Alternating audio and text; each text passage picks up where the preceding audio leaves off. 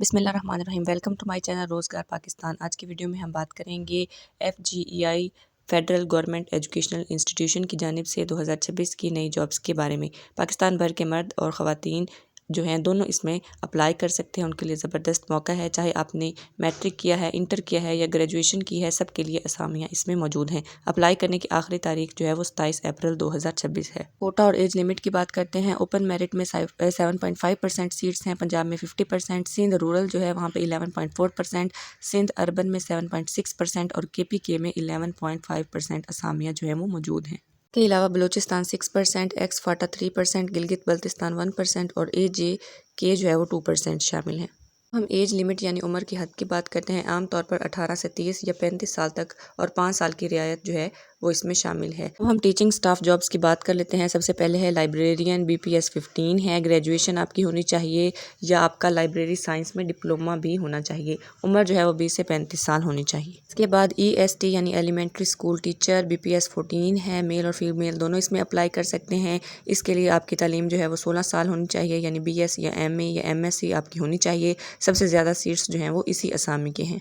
इसके बाद assistant librarian है। ये BPS 9 है, यानी 9th स्केल की जो जॉब है। इसमें आपका मैट्रिक होनी चाहिए और लाइब्रेरी सर्टिफिकेट आपके पास होना चाहिए। इसके बाद बैंड मास्टर है। ये BPS 6 है, यानी 6th स्केल की नौकरी है। इसमें आपका मैट्रिक प्लस म्यूज़िक ट्रेनिंग जो है वो आपकी होनी चाहिए। अब हम नॉन टीचिंग जॉब्स की बात कर लेते हैं। सबसे पहले है असिस्टेंट। ये BPS 15 है। इसमें आपकी ग्रेजुएशन होनी चाहिए और IT का कोर्स जो है वो आपने किया होना चाहिए।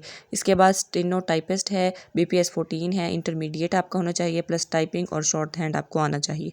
इसके बाद UDC LDC की हैं। UDC जो है ये BPS 13 की जॉब्स हैं। इसमें आपका इंटरमीडिएट और IT कोर्स होना चाहिए।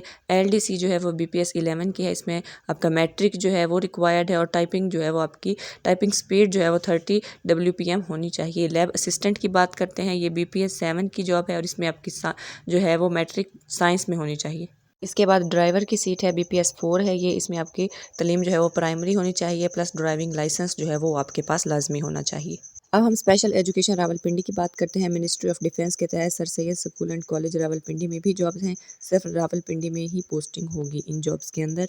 अब हम एज रिलैक्सेशन की बात करते हैं। सिंध रूरल, बलूचिस्तान, AJK और GB यानी गिलगित बल्तिस्तान में जो लोग अप्लाई करेंगे उन्हें 3 साल की रियायत दी जाएगी। अगर रिटायर्ड आर्मी से कोई अप्लाई कर रहा है तो उन्हें 15 साल की रियायत दी जाएगी। अगर आप गवर्नमेंट एम्प्लॉय हैं, रह चुके हैं पहले, तो आपको 10 साल की रियायत दी जाएगी। डिसेबल पर्सनस के लिए जो है वो 10 साल की रियायत दी जाएगी।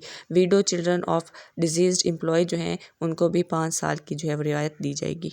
हम ऑनलाइन अप्लाई के तरीके की बात कर लेते हैं। सबसे पहले गूगल पर जाके आपने सर्च करना है इंडक्शन FGEI। जब ये वेबसाइट ऑफिशियल वेबसाइट है, जब आप इसको खोलेंगे तो वहाँ पर एक ऑप्शन आएगा अप्लाई नाउ का। उस पर आपने क्लिक करना है, साइन अप करना है, नेम CNIC और ईमेल एड्रेस लिखना है, मोबाइल नंबर लिखना है, लॉगिन करके अपनी अपनी प्रोफाइल को मुकम्मल करना है। इसके बाद आपने अपनी पसंद की जॉब जो है वो सिलेक्ट करनी है और उसमें अपने अपनी पर्सनल इन्फॉर्मेशन और एजुकेशनल इन्फॉर्मेशन जो है वो उसमें आपने दर्ज करके इसको सबमिट कर देना है। टेस्ट सेंटर्स की बात करते हैं। पेशावर, रावलपिंडी, गुजरांवाला, लाहौर, मुल्तान, कराची, क्वेटा जो है ये टेस्ट सेंटर्स होंगे। अगर आपको वीडियो अच्छी लगी है तो वीडियो को लाइक करें, कमेंट करें। अगर आपने कोई सवाल पूछना है इसको शेयर करें ताकि दूसरों का भी फ़ायदा हो सके।